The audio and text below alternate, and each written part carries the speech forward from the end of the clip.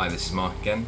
Welcome back for another series of videos on the principles of your Wing Chun training.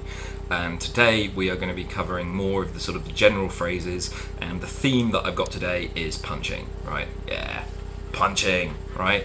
So punching and striking, basically. So I've got four of these to go through that I've picked up from various different teachers. So number one, strike when you should.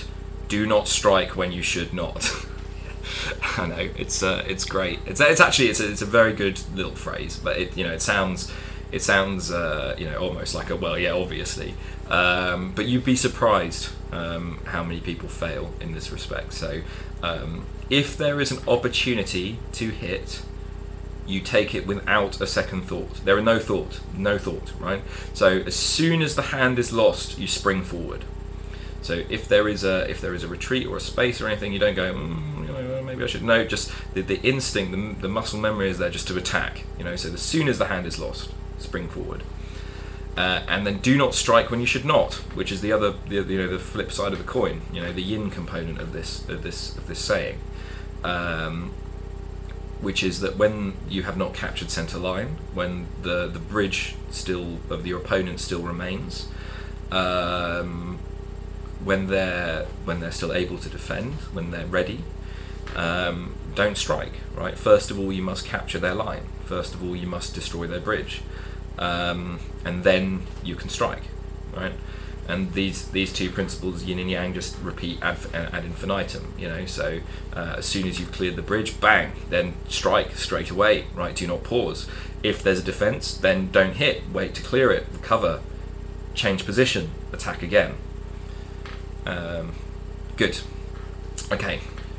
Do not be too eager to strike. Do not be afraid to strike. One who is afraid of getting hit will be hit. Right. So this is a good one, and I feel pertinent to many in the Wing Chun community. Do not be too eager to strike. I have not, there are so many videos online of people just, they can't wait to tap their teacher or senior student, just to touch them, it's, I won, I won, my ego has been sufficiently stroked, I feel great. That's not a strike, right? That's slap fu, that's hand fu, don't be too eager, right? Wait for the proper time, might be one or two more gates, it might be another step, and then they're really in a position where they can't defend, rather than it's kind of scrappy or they hit you back. Do not be afraid to strike, and this is at the other end, and especially towards beginners. So I think once you've been training Wing Chun for a little while, you kind of get used to it. Most people are pretty good at Wing Chun's quite a good progressive system in that respect. That there's basically no students that I've seen get up later on and that still can't stand hitting or getting hit. Do at the beginner level, this is pertinent. Don't be afraid to strike. And when there is a space, enter it immediately with a strike. And then the last one who's afraid of getting hit will be hit. Yeah, that's right. So you can't just play defensive all the time, which is a consistent in some parts of the Wing Chun community, is that it is this super highly defensive martial art where second timing is the only timing. So they'll only seek to strike on the opening, rather than in a more realistic self-defense way. Most of it should be on the first timing. It should be strike first and hit hard and hit consistently. So I thought that was good. Persistent attacks will surely gain you entry. Staying on the defensive for too long will surely get you into trouble. So this is a similar sort of point. Persistent attacks will surely gain you entry. Like if you ever see any of the really good, YouTube guys that are not just wailing on their students, although they're pretty fun to watch some of those videos, but not maybe the best training tool.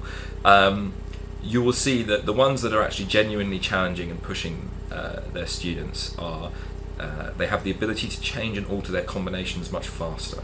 So they're not just playing to the line and launching one attack and waiting for somebody to respond, because most people after a bit of training will get used to that, so, and also people's natural instincts against untrained people will cover one or two attacks, but to continually alter your attacks from high to low, near to far, whilst maintaining and compressing your control of center line, is very difficult and unnatural to defend, and that is a talent, right? So persistent attacks.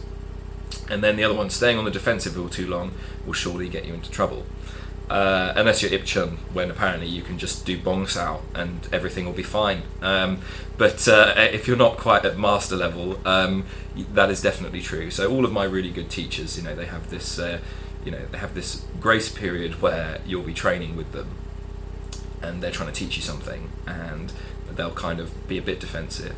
But if you either don't acknowledge the rules of the drill quite correctly in Chinese unspoken training dialogues, or start to get the hang of it, then they rapidly switch and there is no defense, there is only offense, and they will take you out quickly and not give you the time to think.